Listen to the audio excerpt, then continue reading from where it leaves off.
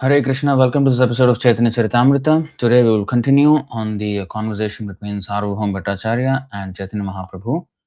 And we will start at text 131 of Madhya Lila chapter 6. And as you can see in the purport, we have gone through this last time. The purport, there is a reference to Ādi Lila 7 chapter verse 106 to 146. And many of those verses have very long purports. And it's a whole exposition on the Vedanta philosophy. So we'll be going in there. We will not be finishing the entire 40 verses, no chance. But since we started very, very late, we will also end late today. Sorry for the late start. Did not expect. So there we go. Om Namo Bhagavate Vasudevaya. Om Namo Bhagavate Vasudevaya. Om Namo Bhagavate Vasudevaya. Om Ajnanatimirandhasya Jnananjanashalakaya Chakshurunmilitam Yena Tasmai Shri Gurave Namaha. Shri Chaitanya Manobhishtam Sthapitam Yena Bhutale Swayam Rupah Kadamahyam Dadati Swapadantikam Vandeham Shri Guru Shri Yutapadakamalam Shri Gurun Vaishnavamscha Shri Rupam Sagrajatam Sahagana Raghunathanvitam Tam Sajivam Sadvaitam Savadhutam Parijana Sahitam Krishna Chaitanya Devam Shri Radha Krishna Padan Sahagana Lalita Shri Vishakhanvitamscha He Krishna Karuna Sindho Dinabandho Jagatpate Gopesha Gopika Kanta Radha Kanta Namostute Tapta Kanchana Gaurangi Radhe Vrindavaneshwari Vrishbhanu Sute Devi Pranamami Haripriye Vancha Kalpatarubhyascha Kripa Sindhubhya eva cha Paditanam Pavanebhyo Vaishnavebhyo Namo Namaha Namo Vishnupadaya Krishna Presthaya Bhutale Srimate Bhakti Vedanta Swaminiti Namine Namaste Saraswate Deve Gauravani Pracharine Nirvishesha Sunyavadi Paschatya Deshatarine Jai Shri Krishna Chaitanya Prabhu Nityananda Shri Advaita Gadadhara Shri Vasadi Gaura Bhakta Vrinda Hare Krishna Krishna Krishna Hare Hare Hare Rama Rama Rama Hare Hare.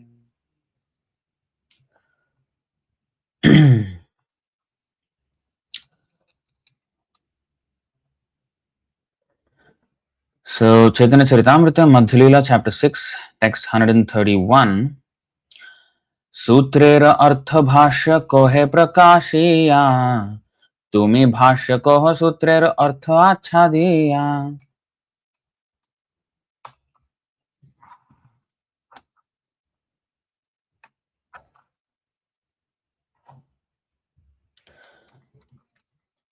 So, Chaitanya Mahaprabhu is saying to Sarvabhauma Bhattacharya,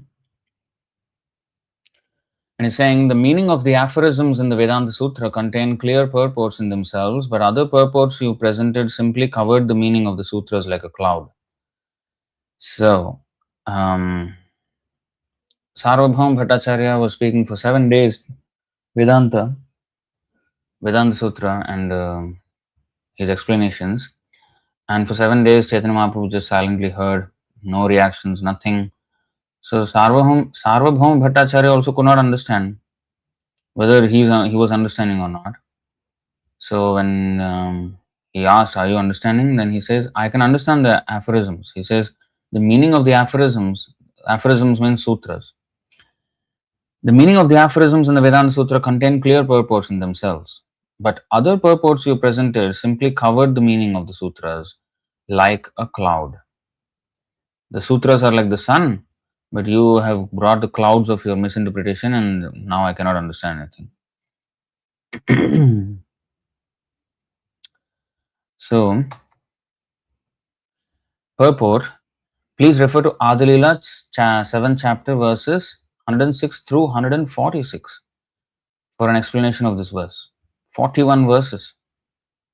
And the purports of each of these are very long, and it's a very important section that we as Gaudiya Vaishnavas, we need to know. And I myself haven't done enough study of this section, but good that Prabhupada is actually referring it directly like that, 106 to 146. So now we know that particular, I know in the 7th chapter there is a whole lot of explanation. But exactly the numbers like that is very useful. Okay, so we will not go any further in this chapter. We will directly go to the Ādi Leela now. And we're never going to finish the 41 verses in today's session. And since I started late today, I will be ending late as well. So apologies for starting late. So I'll make up by ending late. Okay. So this is Ādi Leela, chapter 7, text 106 onwards. Text 106. प्रभु को है वेदांत सूत्र ईश्वर वचन व्यास रूपे कोइलो जहाँ Shri Narayan. My keyboard is acting weird today.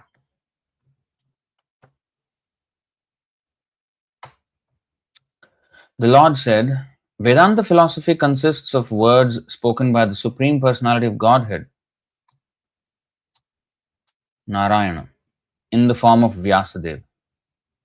Now this is important. Vedanta philosophy consists of words spoken by the Supreme Personality of Godhead, Narayana, in the form of Vyasadeva. Now, I want to show something before we even go to the purport, which is long purport.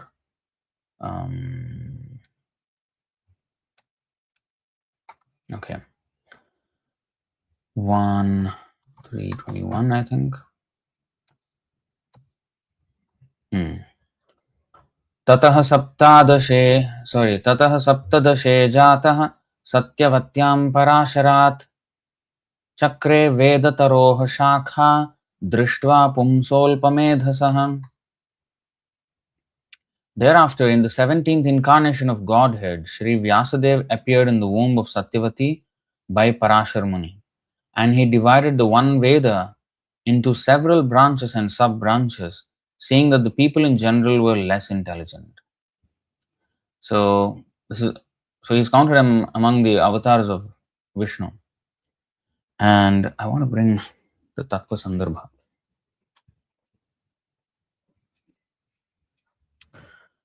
Because Jiva Goswami explains, now I can't show all of this on the screen. I don't think I have the Tattva Sandarbha PDF, but I'll have to read it up to you. Just give me a second here.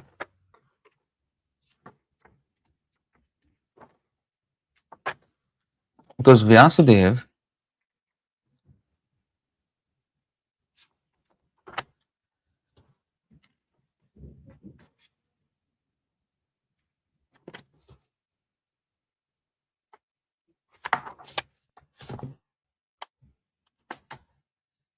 just give me 1 minute.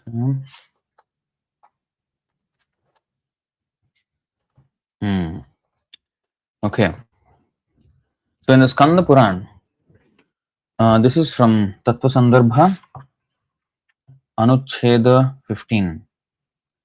Now, here it is mentioned,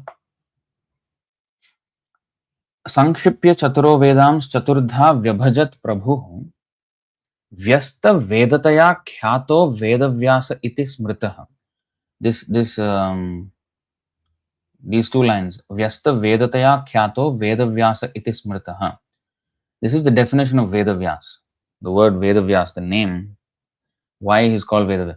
Vyasta Vedataya Khyato Vedavyasa iti. He is known as Vedavyas because he divided, which is the Sanskrit word for divided is Vyasta. Vyasta, because he divided the Vedas, he is known as Vedavyas. Vyasta Vedataya Khyato Vedavyasa iti Smritaha. Okay, having said that,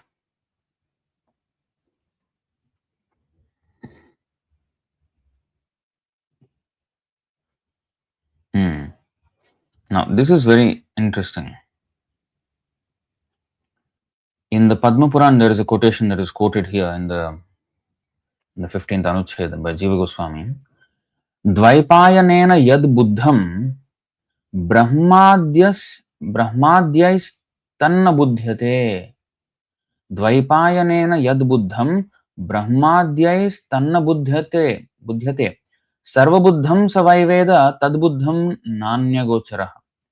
What is understood by Vyasa is not understood by Brahma and others. He knows everything. His understanding cannot be approached by anyone. Now, there is this famous verse by Lord Shiva. All seasoned devotees will know. Lord Shiva says, Aham vedmi shuko vetti vyaso vettina vettiva bhaktya bhagavatam grahyam nabuddhya nachatikaya.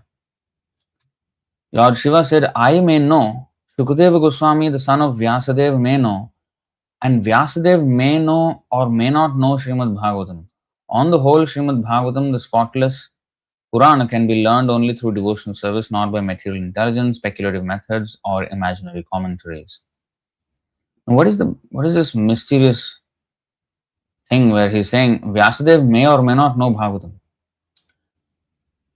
So, one of the explanations is that because Vedavyas, this Vedavyas, who has divided the Vedas into four and all of this time the Vedavyas who came, he is Narayana. And that's why here Padma Puran says, Dvaipayanena yad buddham brahmadyais tanna buddhyate sarva buddham savai veda tad buddham nanya gochara.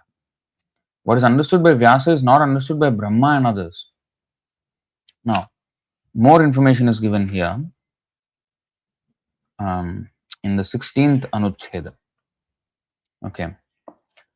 Skanda Puran. It is said, Vyasa chitta sthitakashad avacchinnani kanichit anye vyavaharantyeta urikritya grihadiva. Other sages accept and use some of Vyasa's conclusions from the vast sky situated in Vyasa's heart as if taking articles from a house. That means, if the understanding of Vyasa can be compared to the house, every other sage and philosopher, whoever they may be in this universe, they only have some of the items from that house, maybe some utensils, some this thing and that thing, that's all. So whatever they have is only a subset of what is known to Vyasadeva.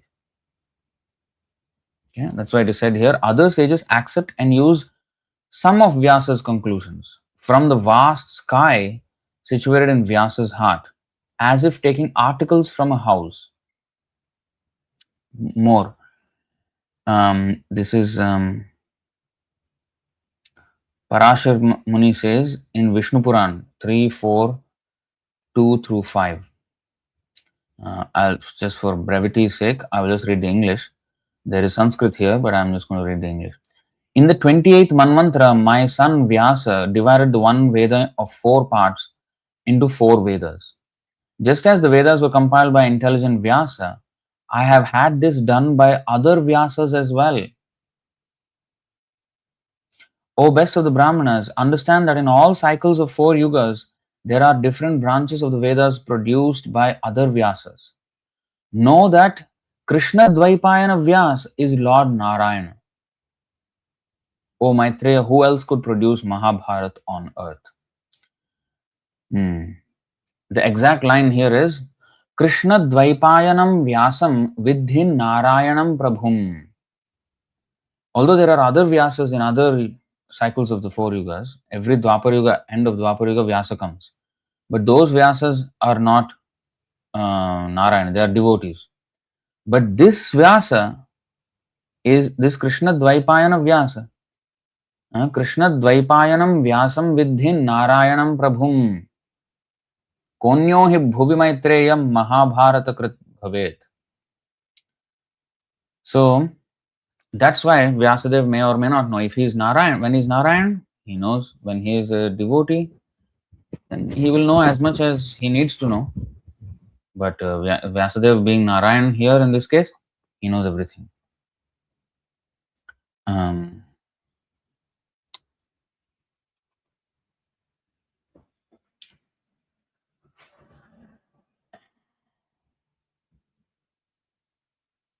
You see, there is more context on why Vyasadeva came. Skanda Puran is saying, again, I'll not read the Sanskrit for the sake of time.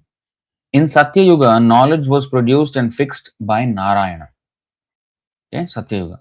All this was produced in Treta and Dwapar Yugas with slight change.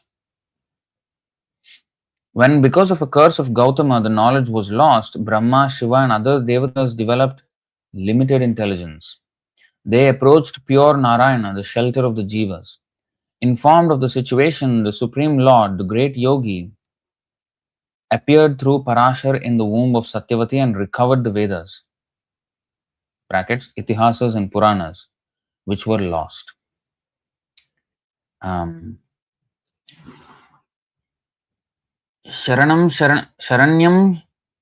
Sharanam Jagmur Narayanam Anamayam Tair Vignapita Karyastu Bhagavan Purushottamaha Avatirno Mahayogi Satyavatyam Parasharat Utsannan Bhagavan Vedan Ujjahara Harih Swayam.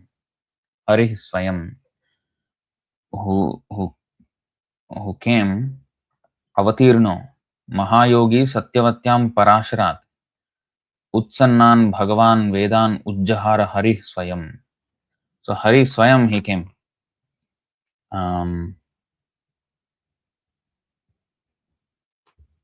Okay, so those are the references from Tattva Sandarbha, from the 15th and 16th Anuchedas. So now going back. Okay. So that is that. Vedanta philosophy consists of words spoken by the Supreme Personality of Godhead Narayana in the form of Vyasadeva. So just I wanted to qualify that. This Vyasadeva is Supreme Personality of Godhead Narayana, but not all Vyasas may be Narayana. But even then, it doesn't really change anything, because such devotees will be especially empowered by Narayana anyway to do such work. But the full cognizance of everything will be there for Krishna Dvaipayana Vyas, because he is Narayana himself. So now purport. The Vedanta Sutra, which consists of aphorisms revealing the method of understanding Vedic knowledge, is the concise form of all Vedic knowledge. Okay. Maybe sometime we need to do class on Vedanta Sutra. I don't know when that will be. But I have followed like a couple of articles on the method of what a Vedanta Sutra is. So it takes you one argument at a time, and making a very watertight case for understanding Krishna. Starting from a point where we know nothing to the point we know everything. It will take you step by step. So that's why it is said here, Prabhupada is saying in the purport, the Vedanta Sutra, which consists of aphorisms revealing the method of understanding Vedic knowledge. And that is exactly what Tattva Sandarbha is all about as well. In fact, in much more clarity here in Tattva Sandarbha, and much more direct. Because Tattva Sandarbha is, that's why it's actually an introductory book. It's very slim. So, Tattva Sandarbha is Pramana and Prameya. What is the, how to understand the best evidence for knowledge, and what is proved by that knowledge, by that evidence. So, the Vedanta Sutra reveals the method of understanding Vedic knowledge, and it is the concise form of all Vedic knowledge. It begins with the words Athato Brahma Jignasa. Now is the time to inquire about the absolute truth. The human form of life is especially meant for this purpose, and therefore the Vedanta Sutra very concisely explains the human mission. See, just by one line, that is called Sutra. What is Sutra?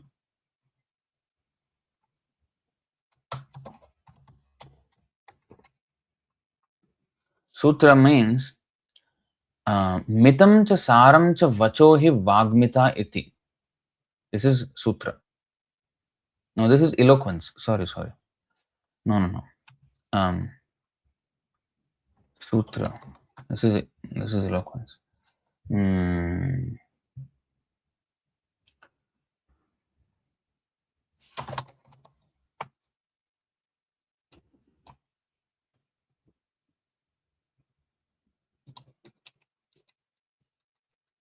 There is a verse. Okay. In Chaitanya Charitamrita, there is a definition of Sutra. I forgot.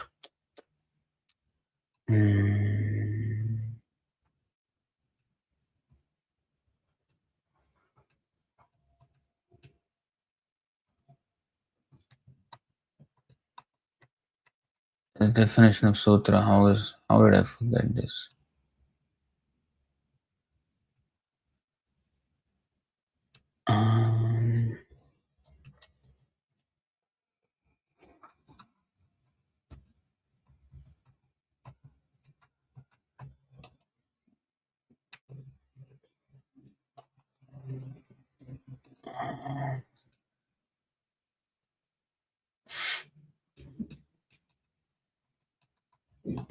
How did I forget?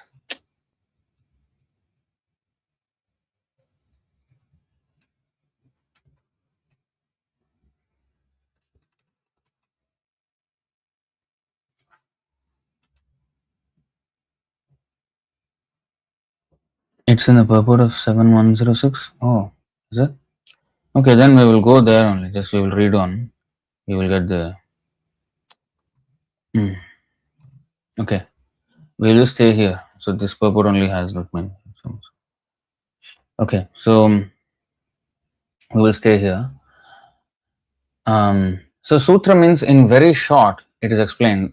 Deep meanings are explained, but we need to really understand the context. We have to have intelligence enough to actually expand upon what is said concisely, and that leaves a lot of room for speculation, and then people can like churn out their own meanings.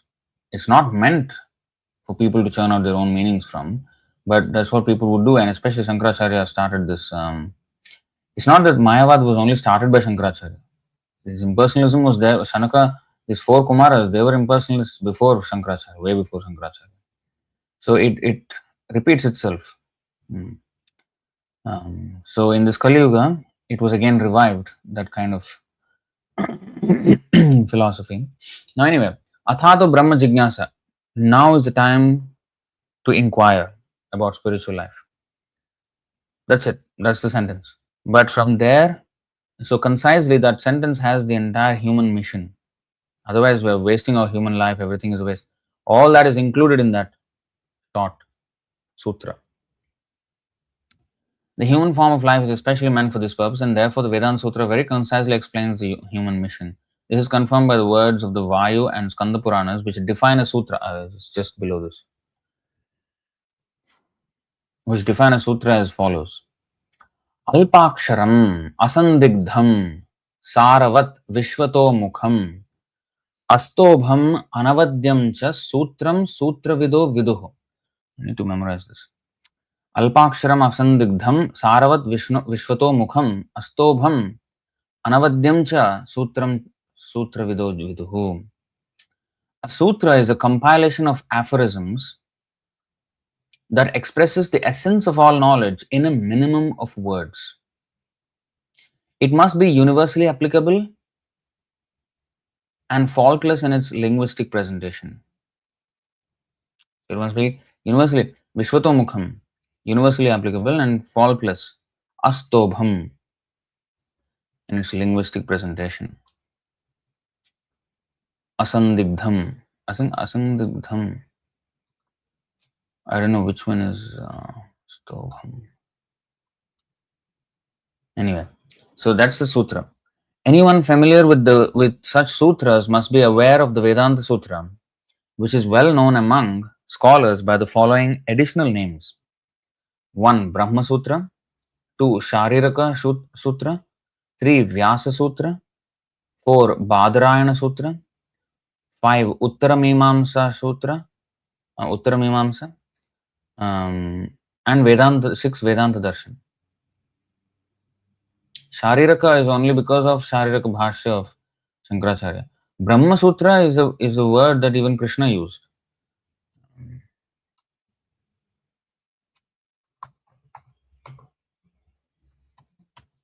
Bhagavad Gita he used. Rishibhir bahudha gitam chandobhir vividhaih prithak Brahma Sutra padaischaiva hetumadbhir vinishchitaih. That knowledge of the field of activities and of the knower of activities is described by various sages in various Vedic writings. It is especially presented in Vedanta Sutra with all reasoning as to cause and effect. So it's called Nyaya. See, Rishibhe Bahudha Gitam. There are many, many Gitas. Okay, so going back. So Vedanta Sutra has all these other names: Brahma Sutra, Shariraka, Vyasa Sutra, Badarayana Sutra, Uttaramimamsa, and Vedanta Darshan. By the way, Darshan means philosophy. Darshan means to see. But Vedanta Darshan, Darshan means also philosophy. Why? Because by philosophy, we can see. And especially so, in fact, even in material subjects, this is true. Like a common example is the sun is appearing as a small dot in the sky. But then it's actually many, many thousands of times, even more than a million times bigger than the earth, according to modern estimates. So we don't have that knowledge readily with our eyes. Our eyes alone don't show us that knowledge. But it is because of that scientific fact we have learned somewhere, and with that knowledge we are seeing, and with the common understanding that those things which are far appear smaller, we accept that, that sun is so and so, many times bigger than the earth. So many things we know by hearing, by books, by not by direct perception, by maybe borrowed perception. Somebody else saw or made some calculations and found out, and then we are adopting that. And with that knowledge we are seeing, like for example, the spoon half immersed in water appears bent. Now we say it's because of refraction of light and all of that in scientific and in physics. That is darshan. So that's actually seeing. In fact, my eyes are actually deceiving me, but with that knowledge background, and then I see, then I know it is not bent. Although I am seeing a bent spoon, because of my background knowledge, I see that, okay, that is not bent. That's just the refraction of light. So that is actually seeing, because that's the reality. My senses are deceiving me. So don't believe your eyes all the time. In fact, they use it in the opposite context. Modern people, they say, oh, some people ask you to not trust your eyes. When you're seeing it right in front of you, they don't ask you not trust you, but believe in something. But then that's exactly what we're doing with so-called science even. We are seeing the sun. We are not saying it is a point, it's a bright point in the sky. We are saying it's a huge ball of fire, massive ball of fire. And we are seeing the bent spoon and saying, no, that's a refraction of light. The spoon is not bent. So we are not believing our eyes. We are seeing from another background knowledge coupled with our eyes. So that's how, and especially this is true for subjects way beyond our sense perception. Adhokshaja, the Lord is called Adhokshaja. Atha krita akshaja jnanam iti adhokshaja smrta. Means senses are always incapable to understand the Supreme Lord. So, how to understand Shastra Yonitvat? That is also the third Vedanta Sutra. Third Sutra in the Vedanta Sutra is Shastra Yonitvat. That means through the yoni of Shastra, through the womb of Shastra, the absolute truth is revealed. So that means there is darshan, enabling us to see. Shastra Chakshu, Shastra Yonitvat, we can see. And this is all Vedanta Sutra. So that's why it's called darshan, means philosophy. Yeah, because that 3.9.11 Shrutekshita Patha. This word is very important. Shrutekshita Patha. Patho is a grammatical sandhi rule. But actually, if you extract it from the verse, you have to mention it as Shrutekshita Patha.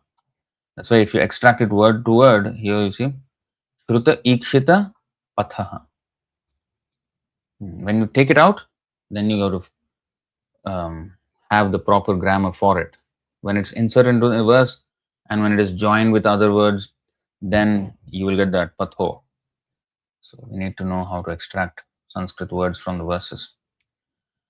It's actually a very important skill to know, and you should observe how Prabhupada, extracts important sutras from the verses to highlight certain points. So Shruta Ikshita, seen through the ear. That's why it's darshan, patha, the path. So here, Tvam bhakti yoga paribhavita hrid saroja आस्ये श्रुतेक्षितपथो ननुनाथ पुंसाम् यद्यद्धियात Urugay भावयन्ति तत्तद्वपुः प्रणयसे सदनुग्रहाय.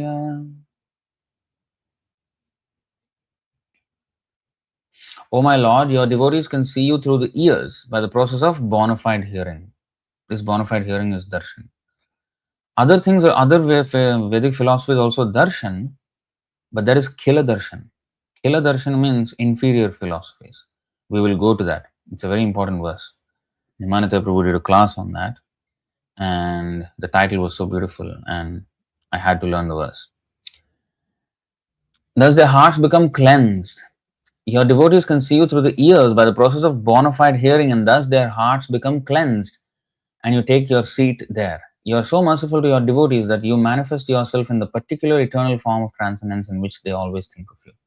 So the second part of the verse is saying another aspect, which is also an important aspect, but not related to the one that we are discussing. The one we are concerned about now in this context is your devotees can see you through the ears by the process of bona fide hearing, and thus their hearts become cleansed and you take your seat there. Seeing through bona fide hearing. So that is very important. And, okay. Third,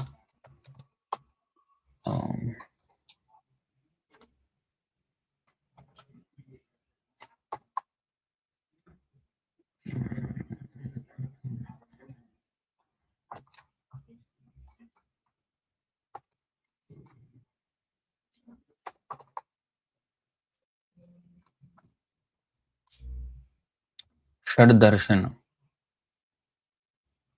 You see, the 6 philosophical theses are Vaisheshika, propounded by Kanada Rishi, Nyaya, propounded by Gautam Rishi, Yoga or mysticism, propounded by Patanjali Rishi, the philosophy of Sankhya, propounded by Kapila Rishi, the philosophy of Karma Mimamsa, propounded by Jaimini Rishi, and 6th, the philosophy of Brahma Mimamsa or Vedanta, the ultimate conclusion of the absolute truth, propounded by Vedavyasa. Actually, the Vedanta philosophy is meant for the devotees because in the Bhagavad Gita, Lord Krishna says, Vedanta Krit Veda Videva Chaham. So, these 6 darshans are called Shad Darshan, 6 philosophies. More or less, every philosophy that exists is kind of treated in these 6 philosophies. But even if you find something else, all such darshan is called Khila darshan. This is very important. What is actual darshan? Vedanta darshan, which is Vedanta Sutra by Vyasadeva, the commentary of which, the natural commentary of which is the Srimad Bhagavatam, which is undisputed, irrefutable exposition of the absolute truth. Now,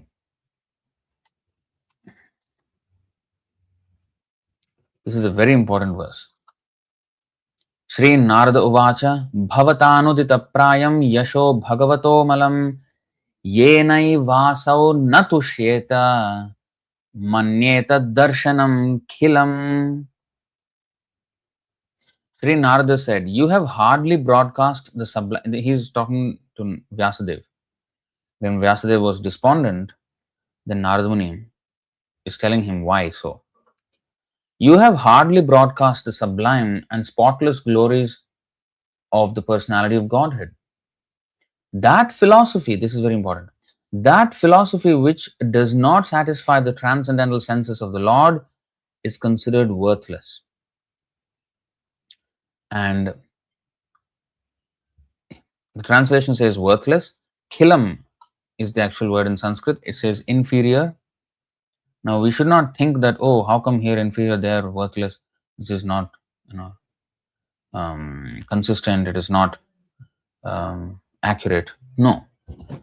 Inferior and worthless, both are different flavors of the same word khilam. So we should understand, when different words are used differently, Prabhupada explains, that's not an inconsistency. And we should not try to kind of make it consistent all the time. What he's doing is he's revealing different layers of meaning, just like Chaitanya Mahaprabhu did for the Atma Rama verse. So each of these Sanskrit words have multiple layers to it, and those are being explored. So by inferior in the word-to-word meaning and worthless in the translation, we can get an idea of what khilam is, and then we can know the opposite of it, which is akhila. Akhila darshan is Vedanta darshan. Akhila means all pervading, and it's true everywhere, ubiquitous. Akhila, or uninterrupted, or not part, it's a whole. Akhila. Akhila Vedanta Saram. Akhila Shruti Saram, yes. Bhagavatam. Whereas others are Khila Darshan. It is limited. It is inferior and worthless. It does not give us the full picture. Whereas Akhila Darshan means everything we will know. Let's see. Let's just for an exercise. Let's see Akhila. Akhila Shruti Swaram. This is actually a very important verse. Yasvanubhavam Akhila Shruti Saramekam. So Akhila Shruti, all around. You see, all around. Complete. Khila means part. Shruti Saram, the cream of the Vedas. So Akhila, all around. Next, see Akhila, all embracing. Whereas Khila means it does not consider everything. It's a limited, narrow perspective. It's not Akhila Darshan, it is Khila Darshan. Akhila, universal. You see, universal. All kinds of universal, universal, universal. All sorts. So these are the different flavors of the meaning of Khila. Now let's see Khilam. Okay, let's do it. Let's go to 158 again. You see this Darshanam Khilam. Manyetad Darshanam Khilam. So this Khila Darshanam. Let's see what is Khila. Okay. It's the opposite of Akhila. Khila, inferior. Akhila means complete, or that which is not Khila, inferior. Which is not complete, which is part, which is limited. So like this we can understand. Okay. These khila with an apostrophe there is actually akhila. So akhila guru, akhila dharma bhavanam, akhila karanaya. So anyway, you get the point. Tad darshanam, manyata darshanam khilam.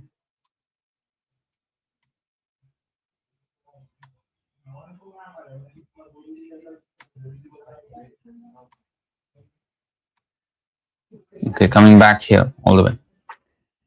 There are 4 chapters. Okay, so here I have not taken notes on this, but it is good to observe, okay, how the Vedas are constructed, because we don't have Vedanta Sutra here. I have a copy of Vedanta Sutra here.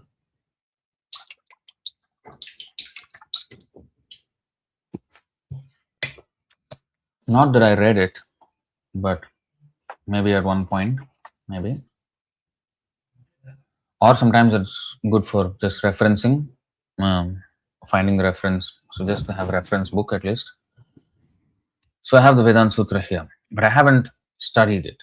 And if you are especially dealing with these scholars, Hindu scholars sometimes, you need to know your stuff. As devotees, we don't really need to know this that much, because anyway the commentary on the Vedanta Sutra is given by Vyasadeva as Srimad Bhagavatam.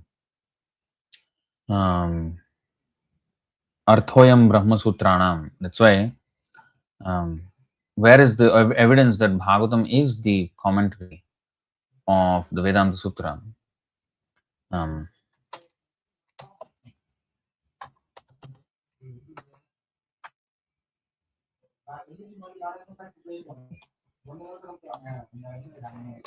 You see, Madhya 25.143 and 144, these are 2 verses from the Garuda Purana.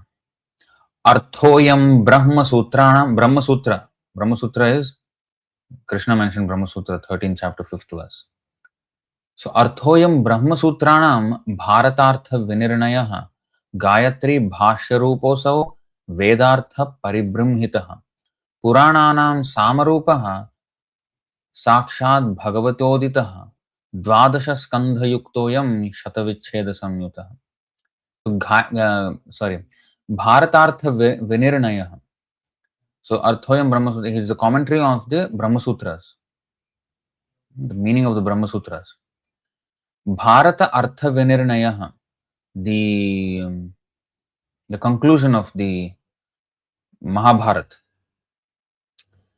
is there in this thing. Gayatri Bhashya Rupa. So you can see even in the first verse it is Satyam Param Dhimahi. Dhimahi, this Dhimahi is Gayatri. So unto what we should meditate on the Supreme Lord. That is Gayatri Bhashya Rupa. So in fact the whole Bhagavatam is about that. Vedartha Paribrimhitaha, it is brimming with, it is full with Vedartha, the entire commentary of the Vedas, the meaning of the Vedas. Purananam Samarupa. Among the Vedas, the Sama Veda is considered the chief. It's very musical, it is very, it's the highest of all the 4 Vedas.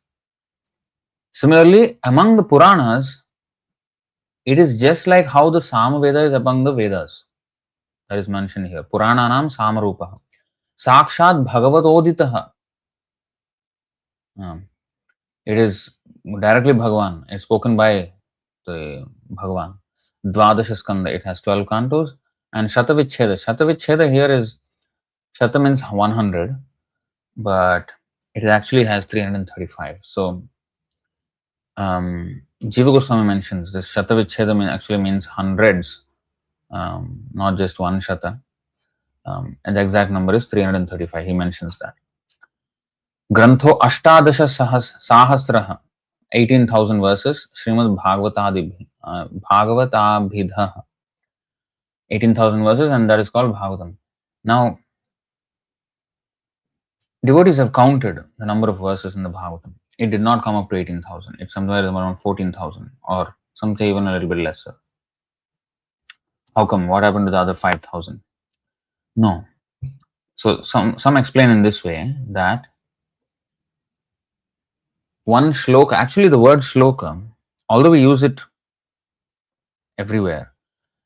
If you want to be very strict about the word shloka, shloka is only the one with 32 syllables, which is 8 syllables in one line. Anushtup chanda. Like dehinosmin yatha dehe kaumaram yauvanam jara tatha dehantara praptir dhiras tatra na muhyati. So that is 32 syllables. Now longer verses are there. There are like 12 syllables in one line, 11 or 13, 14, 15, 17, 19, 21. So all these longer verses are there. So it is usually Ashtadasha here. I don't know whose commentary is like that. The Acharya. It is mentioned there that I don't know if I even heard this or read this. I read this somewhere, but I don't know where I read it. I need to find the exact source. So one shloka is the 32 syllables. So if you divide the entire text of Bhagavatam by 32, some verses are long, some are prose. In fifth canto, many are prose. They're not even verses, they're long paragraphs. So if you count all of that and divide it by 32, you will get 18,000 is what they say. So that's how the 18,000 came about. Otherwise, if you count the actual number, it will not come to 18,000. I have not done the count myself. I have counted the number of chapters though, 335 exact. But number of verses, I did not count. Could have counted, but I did not. So let's go to the translation. The meaning of the Vedanta Sutra is present in Srimad Bhagavatam. Arthoyam Brahma Sutranam. The full purport of the Mahabharata is also there. The commentary of the Brahma Gayatri is also there and fully expanded with all Vedic knowledge. Srimad Bhagavatam is the supreme Purana and it was compiled by the Supreme Personality of Godhead in his incarnation as Vyasadeva. There are 12 cantos, 335 chapters and 18,000 verses. This quotation from Garuda Purana.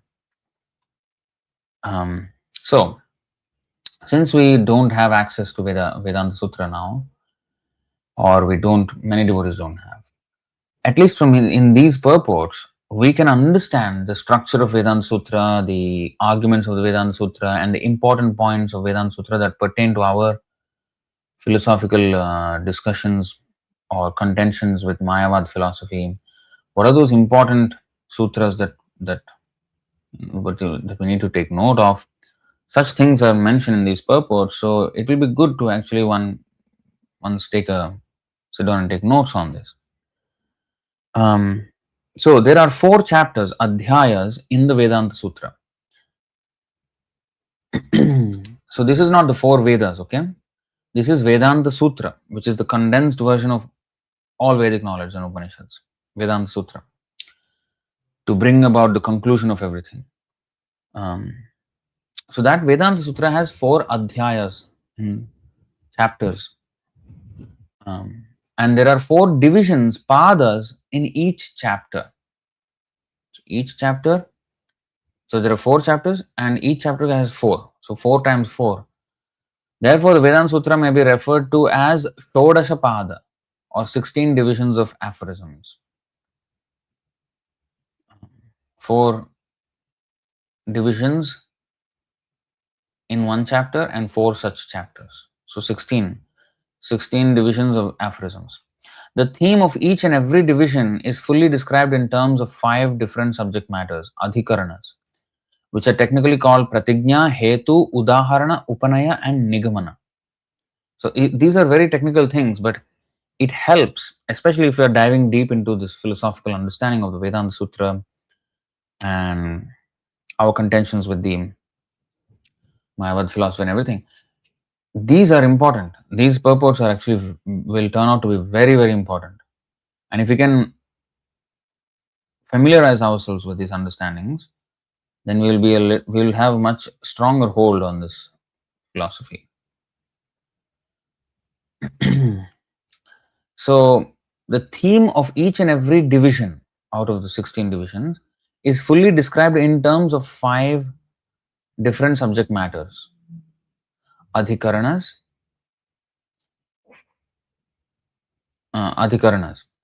which are technically called, so so so pratigna, hetu, udaharana, upanayana, nigamana, all are adhikaranas. So those 5 different subject matters are pratignas. So all of them are adhikaranas. Adhikarana means subject matter. So now, what is pratigna, hetu, udaharana, upanayana, nigamana are mentioned here. Every theme must necessarily be explained with reference to pratigna, or a solemn declaration of the purpose of the treatise. The solemn declaration given in the beginning of the Vedanta Sutra is Athato Brahma Jignasa, which indicates that this book was written with the solemn declaration to inquire about the absolute truth. Similarly, reasons must be expressed. Hetu. So there is the promise or the declaration, pratigna, solemn declaration. In each of these padas, there is a solemn declarations. For the entire Vedanta Sutra, it is this Athato Brahma Jignasa. That is the pratigna. That is what we are going to study in this book. How to inquire. First of all, in human life, you must inquire, otherwise, you are still animal. If you are a human, you are now inquiring about your spiritual life. Okay. That subject matter is dealt with in this book. So that is the declaration, pratigna. So each pada also has such pratignas. And then reasons must be expressed. Why that pratigna is, why such declaration is given. So there's reasons. And then examples must be given in terms of various facts, udaharana. So you see, this is how you present an argument. We learn how to present arguments, logical arguments, philosophical, logical arguments, if we know Vedanta Sutra. That's why Vedanta Sutra is called Nyaya Prasthana, logic, the treatise of logic. So it takes you step by step with the declaration, the reasons, the evidence, the examples. The theme must gradually be brought nearer for understanding, upanaya. So after giving all the examples and reasons and everything, brought together and kind of concluded properly. Tie them all together. And finally, it must be supported by authoritative quotations from the Vedic Shastras, Nigamana. So, inquire, logically, go through the rigor of philosophical exploration, and then support it with Vedic Shastras. So, there is this, both things are going on, logical reflection and by the Shastras. And I think there is a verse like that, right, in the 11th canto.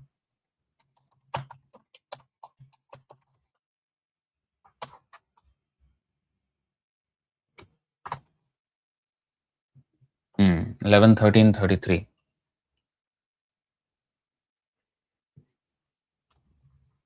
एवं विमृश्य गुणतो मनसस्त्र्यवस्था मन्मायया मयि कृता इति निश्चितार्थाः संच्छिद्य हार्दमनुमानसदुक्तितीक्ष्णा ज्ञानासिना भजतमाखिल संशयाधिम्.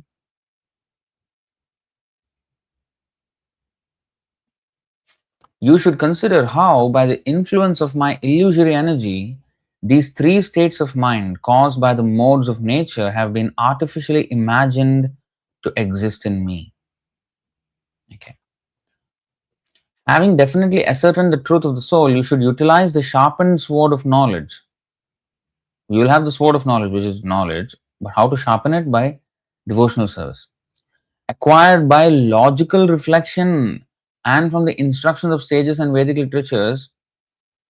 The sword of knowledge is acquired by logical reflection and from the instructions of sages and Vedic literatures to completely cut off the false ego, which is the breeding ground of all doubts. All of you then should then worship me, who am situated within the heart. This is exactly the purpose of Vedanta Sutra. the logical reflection and the instructions of sages in Vedic literature, Nigamana, all of this is to cut off the false ego, our false identification, and come to our true ego, which is the false ego is the breeding ground of all doubts. True ego, there's no doubts. All of you should then worship me. So, Vedanta krit Veda Videva Chaham. Vedaishcha sarvair ahameva vedyah. So that is exactly what is said here also. So this is the purpose of the Vedanta Sutra. So the five adhikaranas, pratigna, hetu, udaharana, upanaya and nigamana.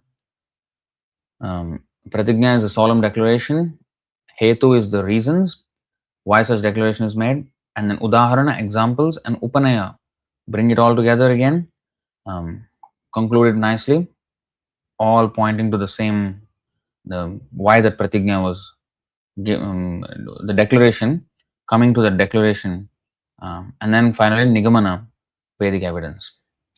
So that's the structure of each pada. And there are 16 such padas divided into 4 chapters, 4 padas in each chapter. So that's the structure of Vedanta Sutra. So if we actually pay attention, then we will have a good understanding of how the Vedanta Sutra is compiled.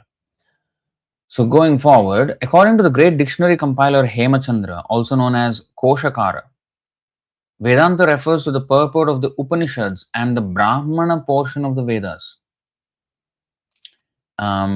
So there are 4 portions of the Vedas. Brahmana, wait one second.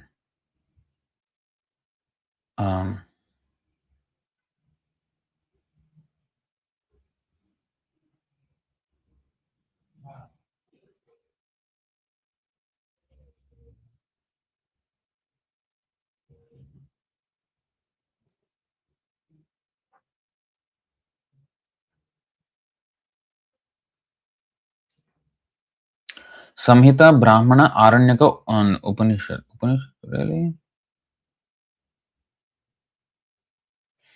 Okay. Upanishad. Okay. Professor, so the Brahmana portion of the Vedas, Hemachandra refers to the purport of the Upanishads. Sorry. According to the great dictionary compiler Hemachandra, also known as Koshakara, Vedanta refers to the purport of the Upanishads in the Brahmana portion of the Vedas. Now, what is this Brahmana portion and what is all this? Again, that is also explained.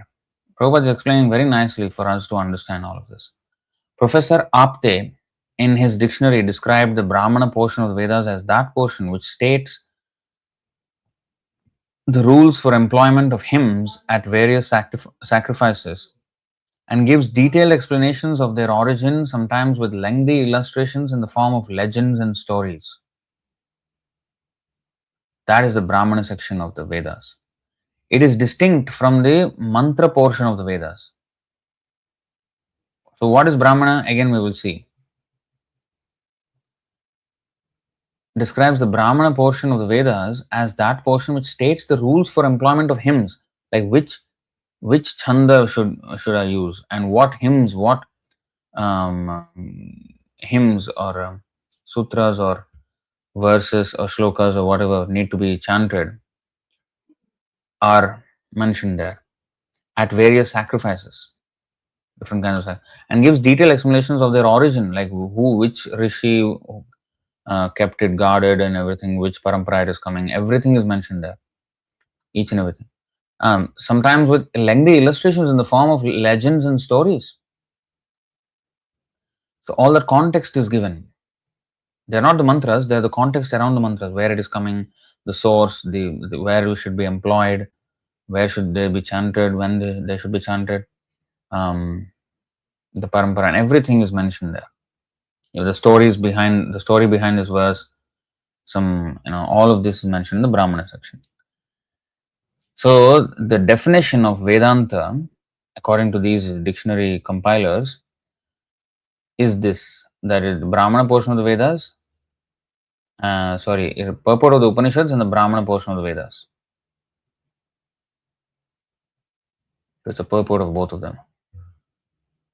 It is distinct from the mantra portion of the Vedas. Hemachandra says that the supplement of the Vedas is called Vedanta Sutra.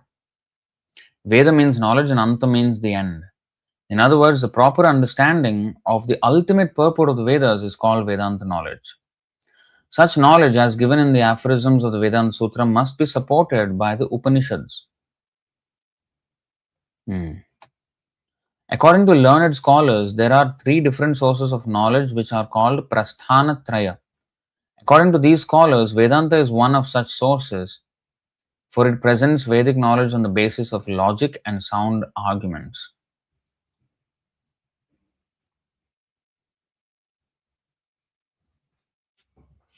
In Bhagavad Gita 13.5, the Lord says, Brahma Sutra Padais Chaiva Hetumadbhir Vinischitaihi. Understanding of the ultimate goal of life is ascertained in the Brahma Sutra by legitimate logic and argument concerning cause and effect. I want to show you another thing here. Look at the way Prabhupada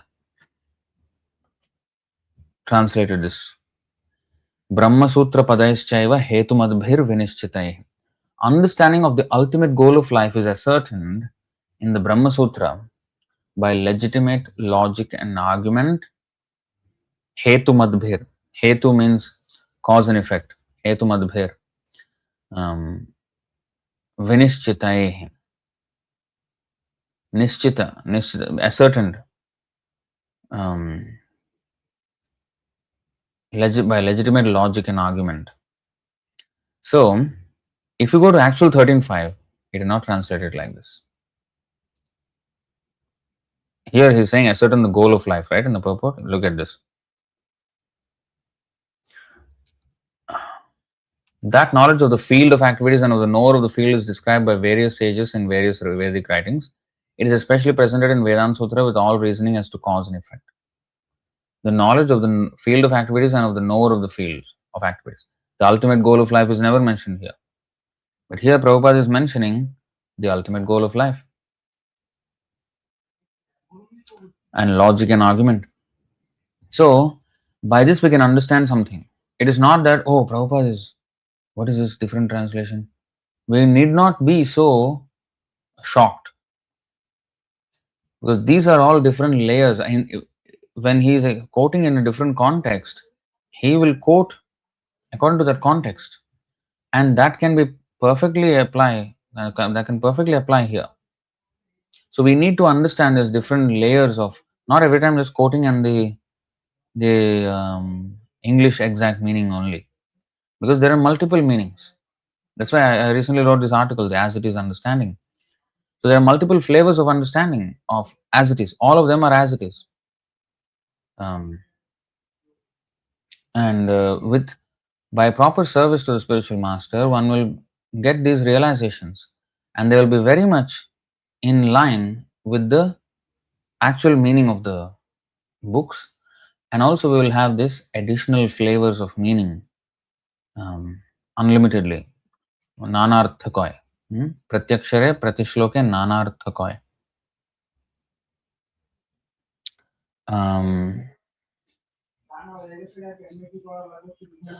So anyway, therefore the Vedanta Sutra is known as Nyaya Prasthana. The Upanishads are known as Shruti Prasthana, and the Gita, Mahabharata and Puranas are known as Smriti Prasthana. All scientific knowledge of transcendence must be supported by Shruti, Smriti and a sound logical basis. See, that is the thing. All scientific knowledge of transcendence must be supported by Shruti, Smriti and a sound logical basis. Nyaya. Shruti Prasthana, Smriti Prasthana, Nyaya Prasthana. Vedanta Sutra is Nyaya Prasthana. Gives us the logic and then supported by Shruti. It is said that both the Vedic knowledge and the supplement of the Vedas called the Tattvavit dāsa emanated from the breathing of Narayana, the Supreme Personality of Godhead. The Vedanta Sutra aphorisms were compiled by Srila Vyasadeva, a powerful incarnation of Sri Narayana, although it is sometimes said that they were compiled by a great sage named Apantaratama.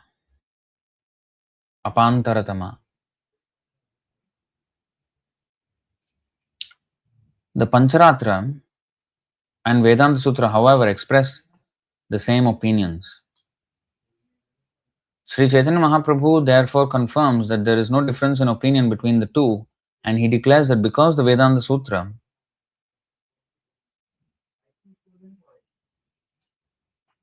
what is that? The quote for the breathing verse is in the purport of 315. Oh, okay, let's go there. I actually want to do, I want to end this late, but you know what is happening? I'm actually feeling very tired.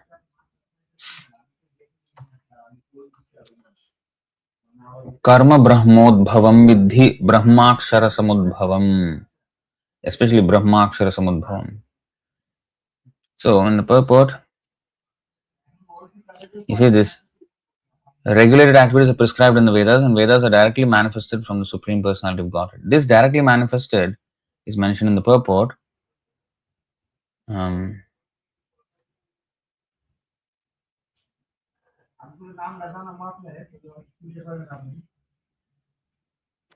Oh, this thing. Yes, we actually quoted this, the full. This is actually not full. Brihadaranyaka Upanishad 4.5.11. This is not full. Asya mahato bhutasya nishvasitam etad yad rigvedo yajurvedah samavedo atharvangirasaha. The four Vedas, namely the Rigveda, Yajurveda, Samaveda, and Atharva Veda, are all emanations from the breathing of the great personality of God. Now, I will actually give you the fuller one that is even more telling.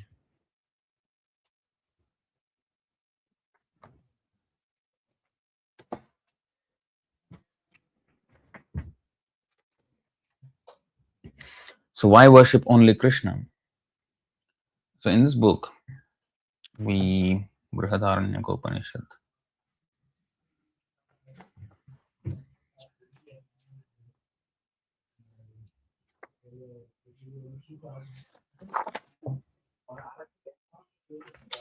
So, this is much longer, but it's still not full, I think, but this is very relevant. Asya mahato bhutasya nishvasitam etad yad rigvedo yajurvedah samavedo atharvangirasa itihasaha puranam vidya upanishadah shlokaah sutrani vyakyananishtam. The Rig Veda, Yajurveda, Samaveda, Atharva Veda, the Vedic histories such as Ramayana and Mahabharata, the Puranas, the transcendental knowledge of the Upanishads, the various verses, the aphorisms such as those contained in the Vedanta Sutra, Narada Bhakta Sutra, etc., their authoritative elucidations and commentaries, Anuvyakyane, Vyakyananishtam, elucidations and commentaries have all emanated from the breath of the Supreme Personality of God. And we can understand this. Prabhupada said that Krishna dictated and I wrote. So it's coming from Krishna. Vedo Narayana Sakshad. And also Baladev Vidya Bhushan, his Govinda Bhashya. Govinda Dev deity actually was dictated to him and he was writing. So even though devotees, authoritative commentaries, when they write commentaries also, they are all breathing of the Supreme Personality of Godhead only. Because all of these acharyas who have commented by the dictation of Krishna. But they may say different things. How come Krishna is saying different things? Yes. There are multiple flavors, there are layers and multiple aspects. That's why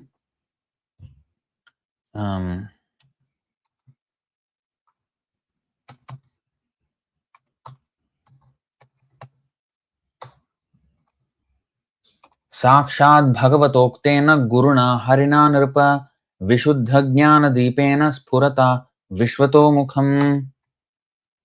In this way, King Malayadhvaja attained perfect knowledge because in his pure state he was directly instructed by the Supreme Personality of Godhead. By means of such enlightening transcendental knowledge, he could understand everything from all angles of vision. So this many angles, the multi-angle aspect of Vedic knowledge is there, and therefore different acharyas explain differently. And even the same acharya, like Prabhupada, if he gives lecture on one verse, if he has given like 10 lectures on that verse, each lecture will have a different flavor. Now you may think, what is the need for lectures if Prabhupada's books are already there? But you see, we are also now explaining here. And We are quoting references. So all of this makes for a rich understanding. And also, I wouldn't be, maybe some devotees wouldn't be actually reading Chaitanya Charitamrita yet, but by attending the lecture, they can also get the benefit of the knowledge contained in those books, although they may not read it. So it is always beneficial for everyone. That's why I said Vedanta Vakyeshu Sadaramanta. Shankaracharya said this.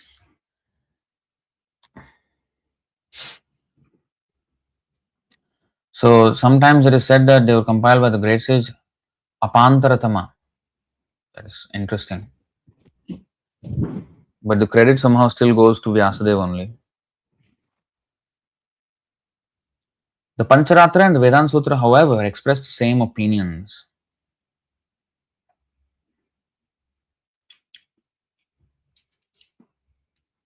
Sri Chaitanya Mahaprabhu therefore confirms that there is no difference in opinion between the two. And he declares that because the Vedanta Sutra was compiled by Srila Vyasadeva, it may be understood to have emanated from the breathing of Sri Narayana. Sri Bhaktisiddhanta, Srila Bhaktisiddhanta Saraswati Thakur comments that while Vyasadeva was compiling the Vedanta Sutra, 7 of his great saintly contemporaries were also engaged in similar work. These saints were Atreya Rishi, Ashmarathya, Audulomi, Karshnajini, Kashakritsna, Jaimini, and Badari. In addition, it is stated that Parashari and Karmandi Bhikshu also discussed the Vedanta Sutra aphorisms before Vyasadeva. Discussed the Vedanta Sutra aphorisms before Vyasadeva. Not before Vyasadeva means in front of him discussing with Vyasadeva. No. They discussed, that means they wrote commentaries, they kind of did vichar on this Vedanta Sutra before Vyasadeva did it, apparently. So all these other rishis were also there. So Vyasadeva did not do it in isolation. But as we have seen in the Tattva Sandarbha, all the other sages only, their philosophies are like the items in a house of Vyasadeva's philosophy. So basically subsets. So continuing on, as mentioned above, the Vedanta Sutra consists of 4 chapters. The first 2 chapters discuss the relationship of the living entity with the Supreme Personality of Godhead. This is known as Sambandha Jnana. So the first 2 chapters are about Sambandha Jnana, or knowledge of the relationship. The third chapter describes how one can act in his relationship with the Supreme Personality of Godhead. This is called Abhidheya Jnana. The relationship of the living entity with the Supreme Lord is described by Sri Chaitanya Mahaprabhu. Jiver Swarup hoy Krishner Nitya Das. The living entity is an eternal servant of Krishna, the Supreme God. Chaitanya Charitamrita Madhya 20.108. Therefore, to act in that relationship, one must perform sadhana bhakti, or the prescribed duties of service to the Supreme Personality of Godhead. This is called Abhidheya Jnana. The 4th chapter, so the first 2 chapters of Vedanta Sutra are about Sambandha Jnana. Third chapter is about Abhidheya Jnana. The 4th chapter describes the result of such devotional service, Prayojana Jnana. This ultimate goal of life is to go back home, back to Godhead. The words Anavrittihi Shabdat in the Vedanta Sutra indicate this ultimate goal. Avritti, Anavritti. Shabda Shastriyonitvat. I think Anavrittihi Shabdat is the second aphorism. I think. Anyway, Srila Vyasadeva, a powerful incarnation of Narayana, compiled the Vedanta Sutra. And in order to protect it, this Anavrittihi Shabdat, again, these are all very important sutras. I think it's the second sutra, if I'm not wrong. I can take it out, but I don't know whether we want to do that now. Let me just do that. If it's second, it's right there, right?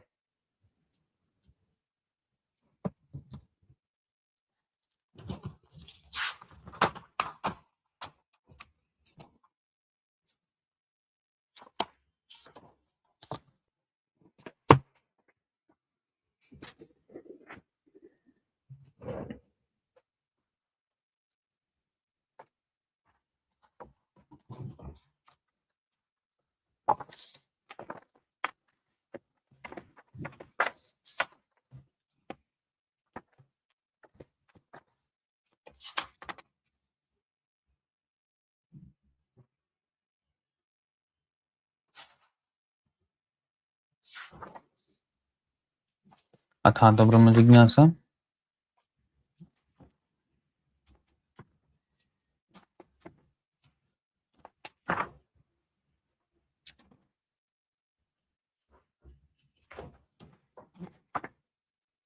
Janmadhyasya yatah is second. Shastrayonitvat is third.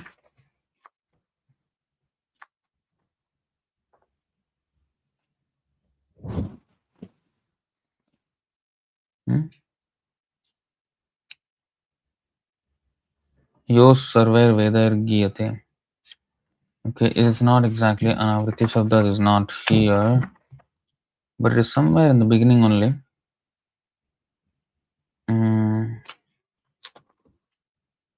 No. Anyway, I am not going to now. I'm not going to go into this. Srila Vyasadeva, powerful incarnation of Narayana, compiled the Vedanta Sutra. And in order to protect it from unauthorized commentaries, he personally composed Srimad Bhagavatam. Fourth, is it? Fourth. How come I could not find in the fourth?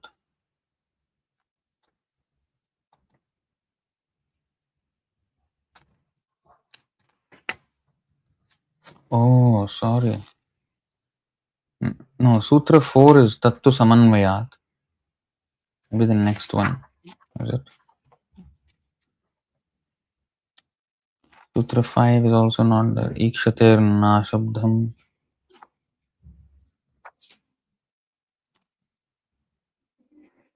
Gaunaschain atma shabdat. No. I don't know. It's not there. Somehow it is not there. Sutra is there. Which chapter, which pada, which sutra? Madhya yatah shastrayonitvat.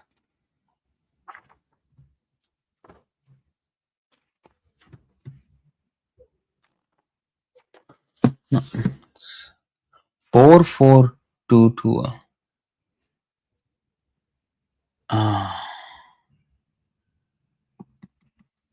Oh. 4422. That means it must be in the last. Okay. So anyway, you found it, right? So good.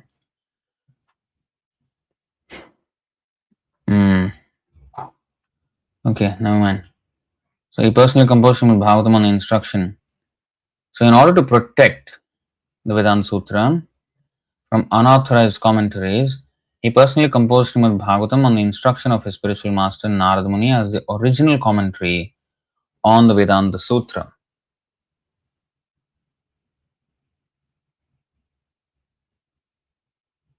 Besides Srimad Bhagavatam, there are other commentaries on the Vedanta Sutra composed by all the major Vaishnava acharyas, and in each of them, devotional service to the Lord is described very explicitly. Only those who follow Shankara's commentary have described the Vedanta Sutra in an impersonal way, without reference to Vishnu Bhakti or devotional service to the Lord Vishnu. Generally, people very much appreciate this Shariraka Bhashya or impersonal description of the Vedanta Sutra, but all commentaries that are devoid of devotional service to Lord Vishnu must be considered to differ in purport from the original Vedanta Sutra, and they are called Khila Darshan. In other words, Lord Chaitanya definitely confirmed that the commentaries of or bhashyas, Lord Chaitanya definitely confirmed that the commentaries or bhashyas written by the Vaishnava acharyas on the basis of devotional service to Lord Vishnu and not the Shariraka bhashya of Shankaracharya give the actual explanation of the Vedanta Sutra.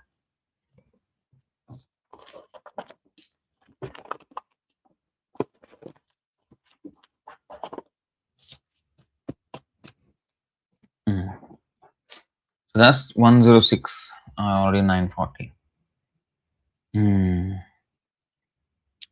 This is going to go many, many days, this whole section. Brahma pramad vipralipsa karana patav. Ishwarera vakyana hi dosha e sab. This is a very famous verse. The material defects of mistakes, illusions, cheating, and sensory inefficiency do not exist in the words of the Supreme Personality of Godhead. Purport. A mistake is the acceptance of an object to be different from what it is, or the acceptance of false knowledge. For example, one may see a rope in the dark and think it to be a serpent, or one may see a glittering oyster shell and think it to be gold. These are mistakes. Similarly, an illusion is a misunderstanding that arises from inattention while hearing.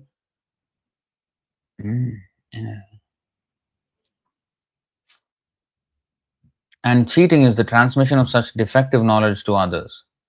Materialistic scientists and philosophers generally use such words as maybe and perhaps because they do not have actual knowledge of complete facts. Therefore, they are instructing others as an example of cheating. The final defect of the materialistic person is his inefficient senses. Although our eyes, for example, have the power to see, they cannot see that which is situated at a distance, nor can they see the eyelid, which is the object nearest to the eye. To our untrained eyes, the sun appears to be just like a plate, and to the eyes of one who is suffering from jaundice, everything appears to be yellow. Therefore, we cannot rely on the knowledge acquired through such imperfect eyes. The ears are equally imperfect. We cannot hear a sound vibrated a long distance away unless we put a telephone to our ear. Similarly, if we analyze all our senses in this way, we will find them all to be imperfect. Therefore, it is useless to acquire knowledge through the senses. The Vedic process is to hear from authority. In the Bhagavad Gita 4:2, the Lord says, Evam parampara praptam imam rajarshayo viduhu. The supreme science was thus received through the chain of disciplic succession, and the saintly kings understood it in that way. We have to hear not from a telephone, but from an authorized person, for it is he who has real knowledge. So, all that is quite clear. Now, I think I will probably end it. How long is this? Oh, this is all the list of 108 Upanishads. That's it. I am going to end it here.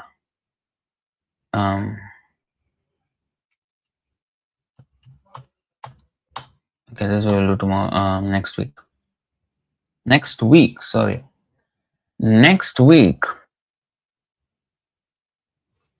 It's a challenge.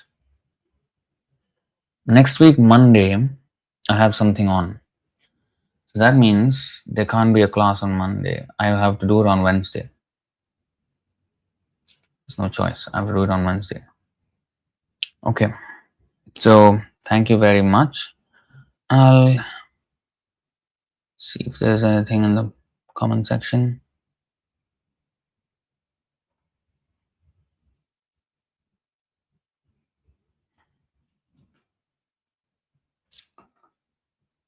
Vedas are self-evident. 11:21:35 suggests opposite. What is that?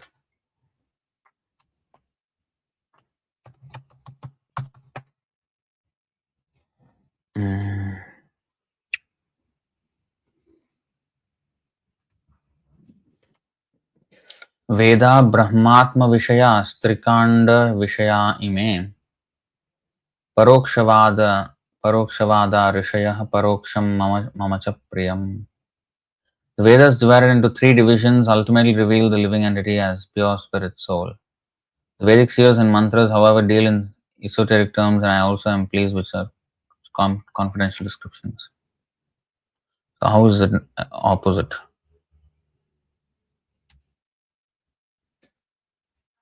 Well, it's not opposite.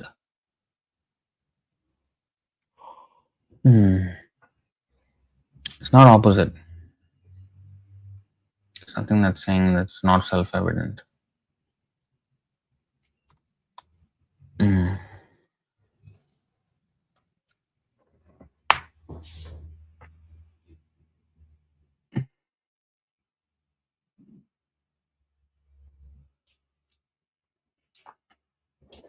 It's interesting. Rajeshwari Maharaj is saying Valmiki was the Vedavyas for the 24th Dwapar Yuga. Wow. Really? Where is that mentioned though? Can you show me this? Can you mention the source? The Amnaya Sutra by Bhaktivinoda Thakur summarizes the essential points from the Upanishads. Amnaya Sutra. Yes.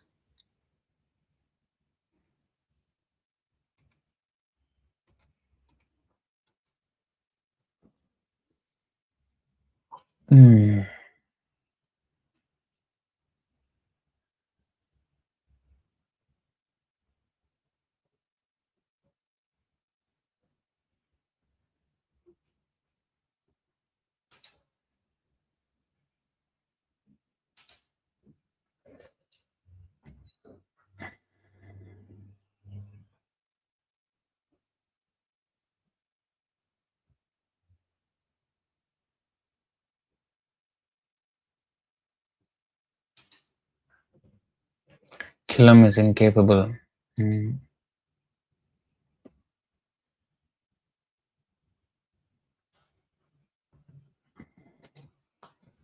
Vedanta Sutra is written in Adhikaranas, Vedic syllogisms, which consist of 5 parts: Vishaya, thesis or statement; Samshaya, the arisal of doubt in the tenability of the statement; then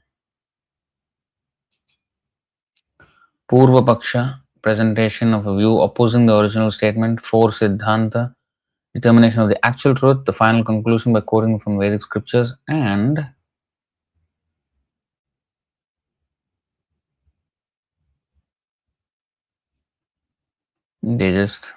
he quit.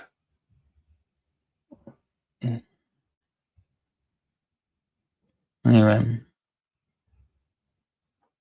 6:15, 12 through 15 and 9, 4, 57 to 59 say that Apantaratama is Vyasadeva.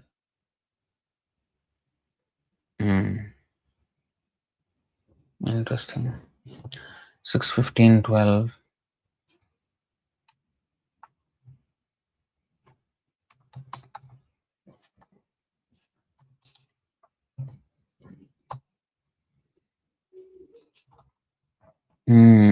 Apantaratama, Vyaso.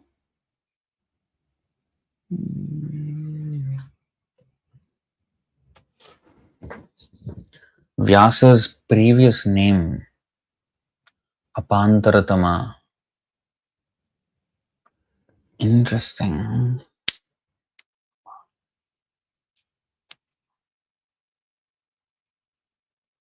9, 4, 55 through 57.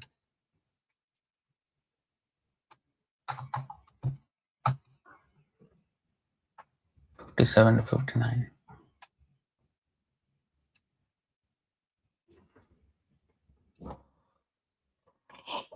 Apantaratama.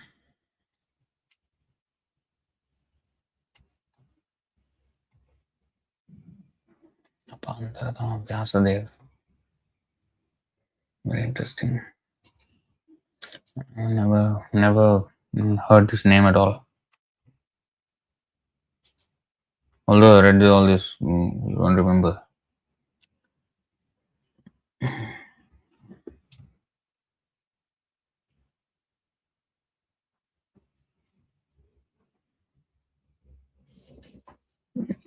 Mm. 1911.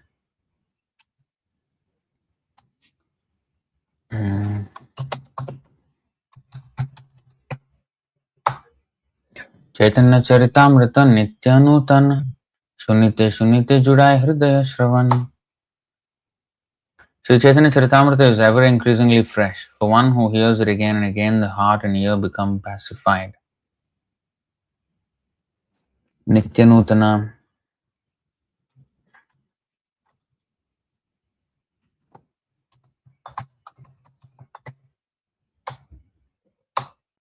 Brahman Krishna Katha Punya Madhvir Lokamalapaha Konu Tripyeta Shranvanah Shrutagnon Nityanutana. What experienced listener, O Brahmana, could ever grow satiated while listening to the pious, charming, and ever fresh topics of Lord Krishna, which cleanse away the world's contamination? So, ever fresh topics of Lord Krishna. That is Nitya Nutana. Nutana means, here it is mentioned novel, it is also new.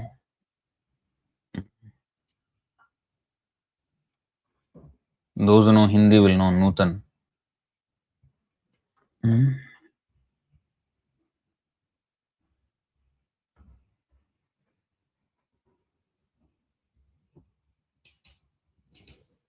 Oh, confidential.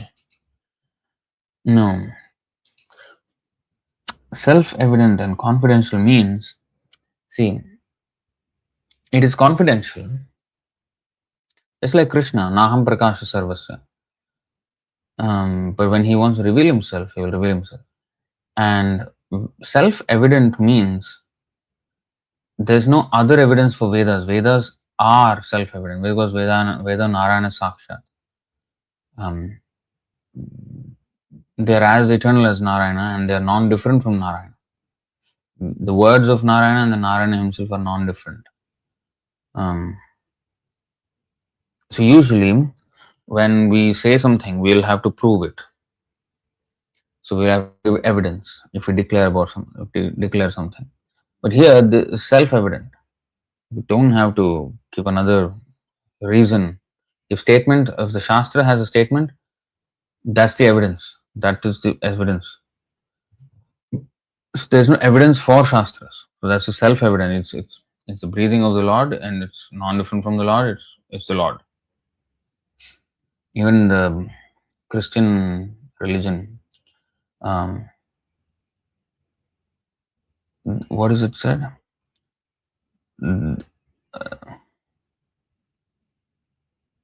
First there was God and His Word.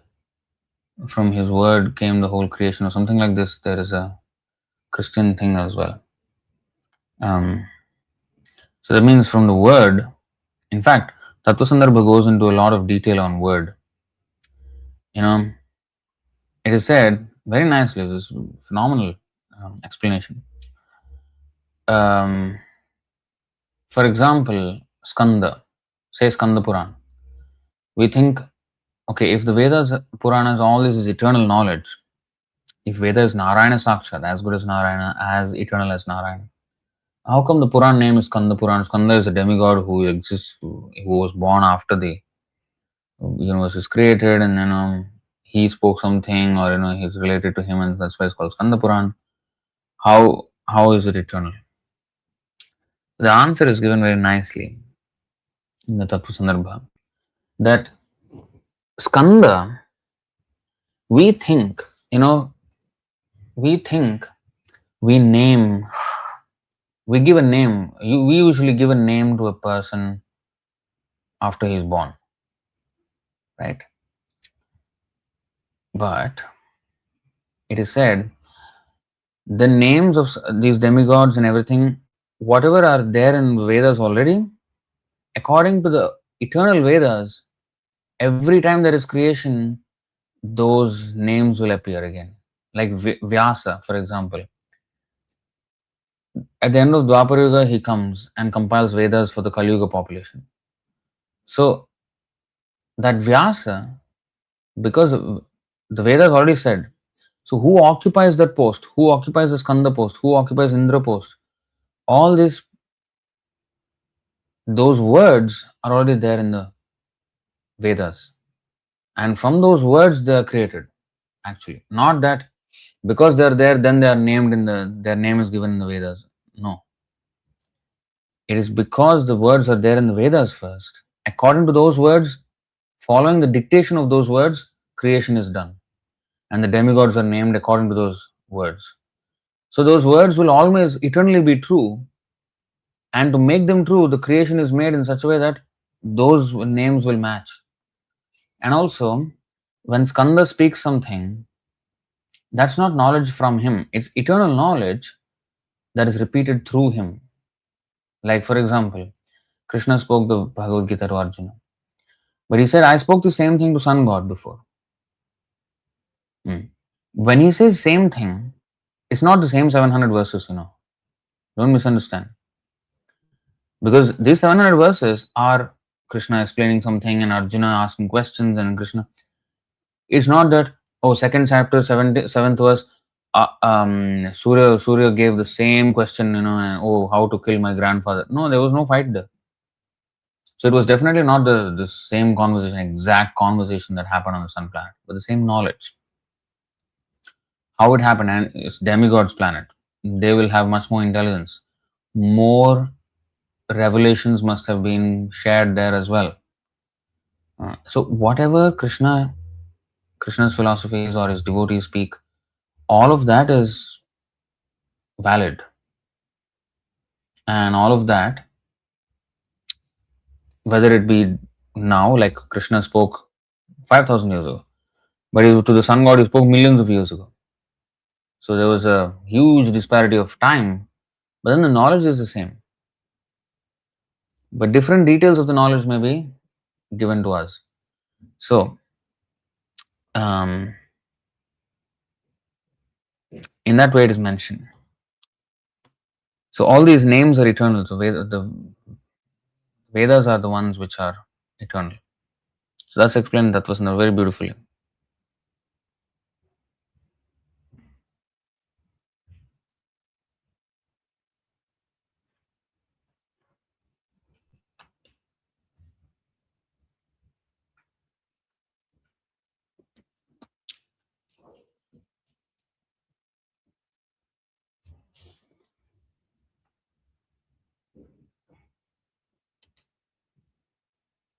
The next Vyasa, the names of the 28 different personalities who were Vyasadeva, is mentioned in the Vishnu Puran.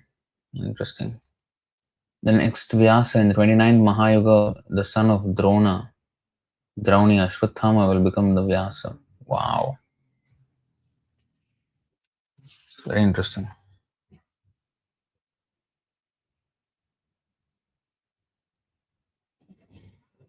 And next Manvantara, he will become one of the Saptarishis. Big posts.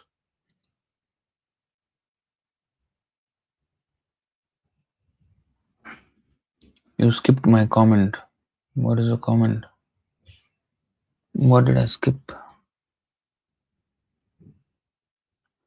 Can Krishna help ISKCON devotees in Bangladesh? Oh, that's not the subject of this verses here. You don't ask questions which are not related to the topic. Well, Krishna will always help the devotees, and the best thing is to quit that country. It's some places are just so full of mlechas and yavanas. It's not worth even preaching if there is that much difficulty. So there's not much help that India is offering, at least. So I don't know what else can be done. Better just move. And then you say when you say skip my comment, don't try to force your comment, your agenda here in this class. This class is not for you to just speak what you want, and it's not an AMA, ask me anything kind of session. You will come and learn here. Okay? Then you will know how Krishna will protect his devotees. What do you know about Krishna? Huh? Don't come and have your agenda here. That's very audacious. That is very offensive. If you know about, if you hear anything, then you will understand how Krishna will protect. Okay? Yeah. I can discuss the subject at length. Okay. But this is not the platform. Questions must be asked in relation to the subject. Don't do that stupid mistake again. Every time coming and shouting whatever you want, and then demanding to skip my comment as if it's a relevant comment. If you don't have any faith in Krishna, learn, read Bhagavad Gita. Okay? You learn what is actually protection. What is God? You will understand everything. You can apply that to every specific situation that happens in the world. What actually Krishna protects? If you don't understand the Vedic philosophy, simply asking, oh, can you protect this? Can you protect that? Can you do this? Can you do that? You understand the principle first and then you will understand everything.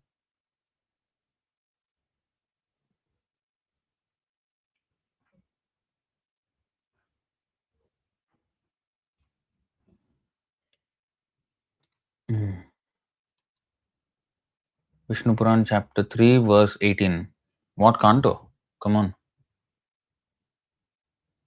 You got to give canto number. There are cantos in Vishnu Puran, not only chapters.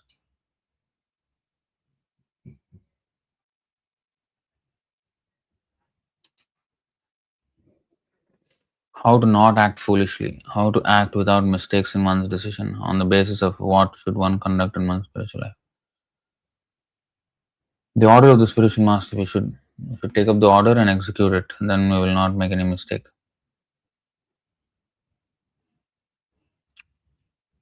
And take guidance from the pure devotees. From the devotees who are following the Acharya. Hari Guru Vaishnava Bhagavad Gita. That is our authority. Yeah. Third canto, third chapter, verse 18. Okay. Alright, so thank you all very much. Sorry I started late. I was supposed to start exactly at the correct time, but something came up and it was delayed all. So anyway, thank you very much for your time and patience. We will again return not next week. Next week, maybe by Wednesday, not on Monday, Wednesday. Alright, thank you very much. Hare Krishna, Chaitanya Mahaprabhu ki jai, Vedanta Sutra ki jai, Sarvabhauma Bhattacharya ki jai, Nitai Gaur Premanande, Srila Prabhupada ki jai, Nitai Gaur Premanande, Hari Hari Bol.